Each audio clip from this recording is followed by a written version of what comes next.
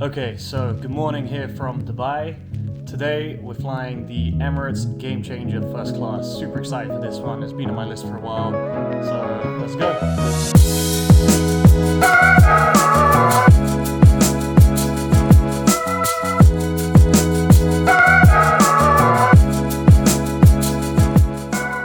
I'm starting my day off in downtown Dubai just before sunrise. I'm grabbing an Uber to the airport as this is a points booking. Emirates do provide a complimentary chauffeur drive pickup and drop-off service for those on cash tickets, usually an S-Class as I had on a previous flight from Singapore. As I make my way to Dubai International Airport, let's have a look at my journey today. I'll be flying from Dubai for about 3,400 miles, which should take a touch under 7 hours, all the way to London Stansted Airport. Back in Dubai, I've just arrived at the separate drop-off area exclusively for business and first-class passengers. Inside and immediately to the left, the first-class check-in counters can be found. It's not particularly glamorous compared to the rest of the first-class experience, as we'll see, but there's no waiting and you do get the red carpet treatment. My bag was tagged and sent off in no time, and then I made my way to departures. After security, I took the elevators up to Concourse A and followed the signs for the first-class lounge. Through the sliding doors and into the lobby, I presented my boarding pass and made my way into the First Class Lounge. I've just made it into the Emirates First Class Lounge in Concourse A. I've been here once before and this place is huge, so I actually missed a bunch of stuff, so let's go explore. This lounge is so big, it needs its own map. But first things first, let's grab some breakfast. There's a few places around the lounge where you can eat, so I went to the closest and was walked to my table by one of the waiters. I ordered the eggs royale and a smoothie from the menu, which was also served with a pastry basket and a small bowl of berries. This hit the spot and was just what I needed to get started with the lounge tour. Oh, and there's buffet options available if you're in a bit of a rush. So, how big is this lounge? It's huge. It's the biggest first-class lounge in the world, and if you couldn't tell from the map, it spans the entire length of the concourse and sits a level above the main terminal area. See that duty-free down there? Well, stop looking, because of course you don't have to go back downstairs to do your shopping. There's separate duty-free shopping within the First Class Lounge with higher-end brands. Spirits, jewellery, watches, and wines. It's all here. And if drinking isn't your vice, then there's a cigar lounge here too. In fact, there's 2 of them. This part of the lounge is done in a different style with comfortable seating throughout. Cigars are available to buy, and feel free to grab a newspaper to read while you relax and enjoy your premium cigar. Let's get serious now. The business centre is here if you need a quiet corner to get some work done. It has computers and empty desks if you've got your own. There's also private meeting rooms you can use, and printers if you need to print out any documents. If you'd rather rest, different types of lounges are available in the quiet areas with dim lighting. The soundproofing is good in these areas, and duvets are provided too. The toilets are spacious and clean, and you can find them dotted around the lounge. Of course, there are shower facilities too, with the usual sink, toilet and shower. Towels and other amenities can be found on the shelves. Once your body is clean, you can also get your shoes clean too. There's a shoe shining and cleaning service in the lounge. I had a few scuffs and marks on my white shoes, so I dropped them off and was provided with the Emirates First Class slippers to get around while I waited. First class passengers can get a free 15-minute massage at the spa just outside the lounge, but unfortunately all the slots before my flight were booked, so this time I had to skip it. I went back up to the lounge and waited for my shoes to be finished. I got them back and the results were honestly way better than I was expecting. All the stains and scuffs were gone and the shoes looked practically brand new. There's plenty of seating all around the lounge, and I mean a lot. It's actually ridiculous how much space and different seating areas there are. In a way, it does remove the element of coziness and intimacy you usually get from a first-class lounge. On the other hand, you'll never find this place busy or struggle to find somewhere to get comfortable. Oh, and if that wasn't enough, there's another 2 first-class lounges in both Concourse B and C, although those are smaller than this one. My flight was leaving from the B gates, so I made my way over. Okay, so I've just finished up in the A lounge. I'm going to take the train over to the B gates, and there's another first-class lounge over there, so I'll just wait there until my flight's ready to board. Whilst definitely smaller, the first class lounge here is still pretty sizable, with everything you'd need. A dining room, business centre, smoking area, another spa, and of course, plenty of seating. The main thing missing here is the direct boarding from the lounge to the gate, which is a great feature of the Concourse A First Class Lounge. Speaking of boarding, it was time to get on my flight, so I made my way to the gate and onto the 777-300ER I'd be flying on today. There's a separate jet bridge for business and first class passengers, which takes you right to the front of the first class cabin. The cabin crew greeted me and walked me to my suite, 1A.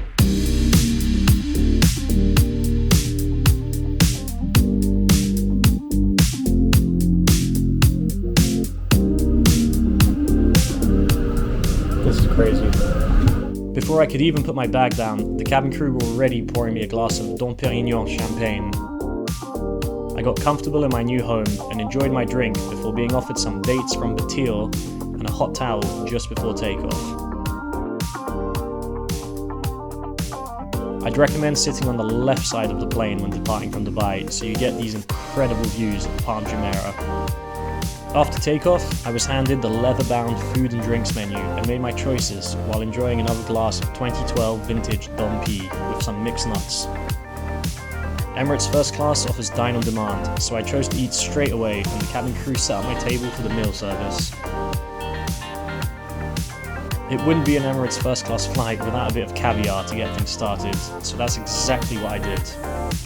Oh, but before I tuck in, let me close the floor-to-ceiling door for complete privacy. Now, I'm sure there's a proper way to do this, but I just stacked a bit of everything onto a blini and stuffed it into my mouth. It tasted great and was a perfect start to my meal. Next up was a classic Emirati dish, the prawn machbous, for the main course. I almost went for the steak, but I couldn't resist the local dish before leaving. Top scores for flavours here again. And to finish things up, I ordered both a mixed Arabic desserts plate and a cheese platter. Found it a bit surprising these were served together in first class, but this is a minor point in an otherwise excellent meal service. My table was cleared and I was handed another hot towel to freshen up, along with a small box of chocolates, as I enjoyed the views of the Arabian Peninsula.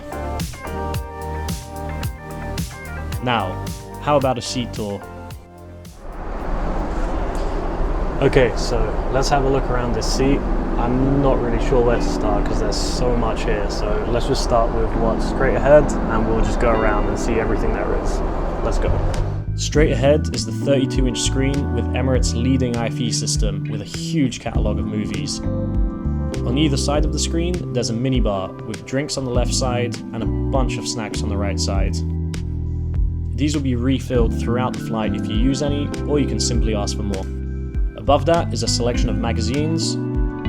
Just below is a large cupboard where you can store your hand luggage. And back up on the wall is a real flower to brighten your day. There's of course the industry-leading floor-to-ceiling door, which gives you complete privacy in your seat when closed. And if the crew needs to serve you when the door is closed, there's a little hatch here which pulls down to give them easy access without opening your door. To the side as you walk in is a full-length mirror, which opens up to reveal another cupboard, this time with the safety cards, the first-class Bose and Wilkin headphones, and a few hangers if you've got any clothes you want to keep uncreased. Right beside your seat is a small control panel where you can control suite lighting, lighting colour, temperature, and see your flight information. You can control the brightness of the ceiling light, the lamps behind the seat, and even the floor starlights, which you can see better here in the dark. You've got global controls to turn all lights on or off, and the TV screen too. There's this colour wheel to change the colour of the ambient lighting. There's also a temperature control for the suite, which I've never seen on any other plane. Flight path overview on this side screen. The do not disturb switch can be used to let crew know not to disturb you, which turns on this little light outside the suite. You've got buttons on the armrest to move the seat into preset positions for the 0G position, takeoff and landing, dining, and the bed. The armrest also opens up to reveal a small storage space. Behind the seat is a reading light and the storage compartment for the bedding. Of course, the seat itself, which has been designed in collaboration with Mercedes-Benz. The other armrest has the IFE remote, which is completely wireless, which is pretty cool. I've never seen one without a wire, or looking this sleek. A small fixed table with an adjustable air nozzle behind it, a very hidden USB-C charging port underneath, A handle which reveals this cocktail tray, great for putting a glass of champagne if that other table to the left there is a bit too far away. The window shades can be controlled with these buttons. First the window shade comes down, then a full blackout shade. You can control the windows individually or all three at the same time. The regular cool button can be found here, but why would you use that when you can video call the cabin crew to ask for a champagne top up? Back to the buttons. You've got the quick access volume, play pause and channel buttons if lifting up the armrest to grab the remote is too much of a hassle. And finally, some more light controls on this side too. What we also have is this tablet here.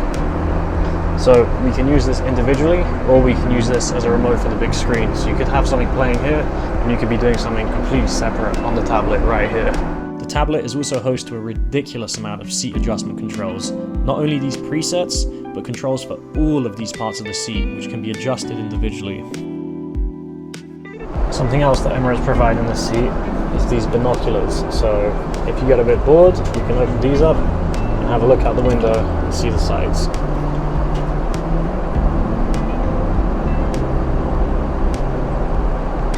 So not only can you close the window shades, but if you really want to set the mood, you can also close the curtains.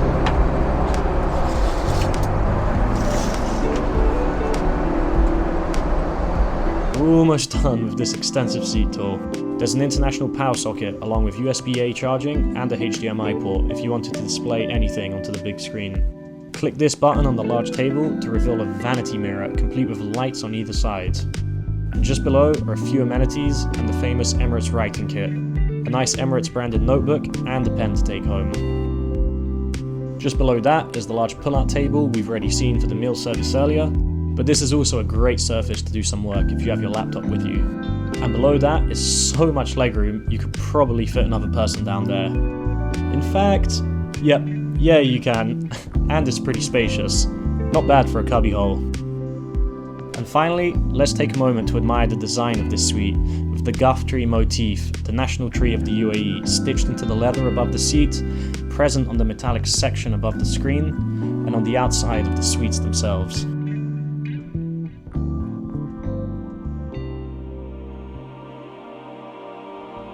Let's check out the toilets before I get myself into bed.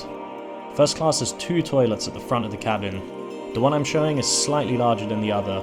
There's a decent amount of space.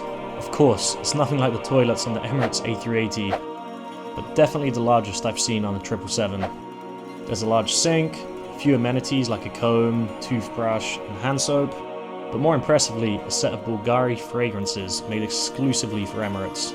Proper hand towels instead of paper ones, and the guff tree design and another flower can be found in here too. While I was in the bathroom, the cabin crew kindly made up my suite into a bed, and I came back changed into my Emirates First Class hydrating pajamas.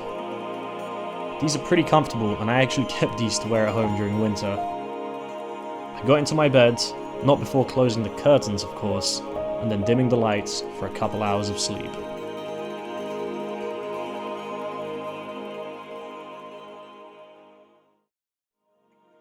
I woke up from my nap having slept about 2 hours. Before I open the curtains, let's have a look at the ambient lighting controls while we're still in the dark. You're able to use the colour wheel to select what sort of vibe you'd like your suite to be. This is completely overkill, but I love it, and I'm a huge fan of good ambient lighting, so this hits the spot for me. And if it wasn't clear from earlier, the legroom in the sleeping position is not a problem at all here. This is one of the best beds in the skies I've been on yet. I opened the curtains, raised the window shades, and got the bedding out of the way. I was enjoying the zero gravity position of the seat before I remembered there was a built-in massage function. And sure enough, if you grab the tablet, select the back of the seat, and press this button on the seat controls, the massage function kicks in. So I enjoyed this for a bit before getting changed back into my clothes for landing. One last thing to dig into before we land, the amenity kit. Emirates provide this Bvlgari branded black and brown leather amenity kit, which looks and feels very high quality. Inside you can find shaving foam, a roll-on deodorant, a razor, a dental kit with toothbrush and toothpaste, a comb, a pack of tissues, and this Bvlgari pouch. Everything is Bvlgari branded here, with a full-size fragrance, aftershave balm, a scented cleansing towel, a hydrating body cream, and lip balm. Probably one of the best amenity kits in the sky, and with items you can keep using well after you land. And that's it, unfortunately. Time honestly flew past on this flight, and we'd already started our descent through the clouds towards Stansted. It's a shame this was only a sub 7 hour flight. I'd love to fly this product on a proper 12-hour plus long haul flight. I did manage to sneak in one more glass of Dom P as the English countryside appeared below us and the runway ahead. So, what do I think of the Emirates Game Changer first class experience? Well, the lounge was great.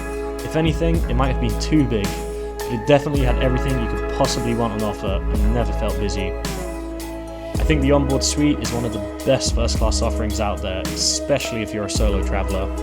It's extremely private, but I could see how a couple wouldn't appreciate this layout as much. The suite is very spacious, the seat is as comfortable as it gets, and the food and drink offering is top notch. It's obviously completely over the top with all the bells and whistles that you might never even use, but I like that, and they've managed to keep it incredibly classy without being ostentatious. It does lack the shower and bar you'd find on their A380s, but honestly, with a seat like this, I wanted to stay here the entire flight. That's it for today. Make sure to hit like and subscribe, and let me know in the comments if you prefer this seat or the classic one on the A380s. Till next time.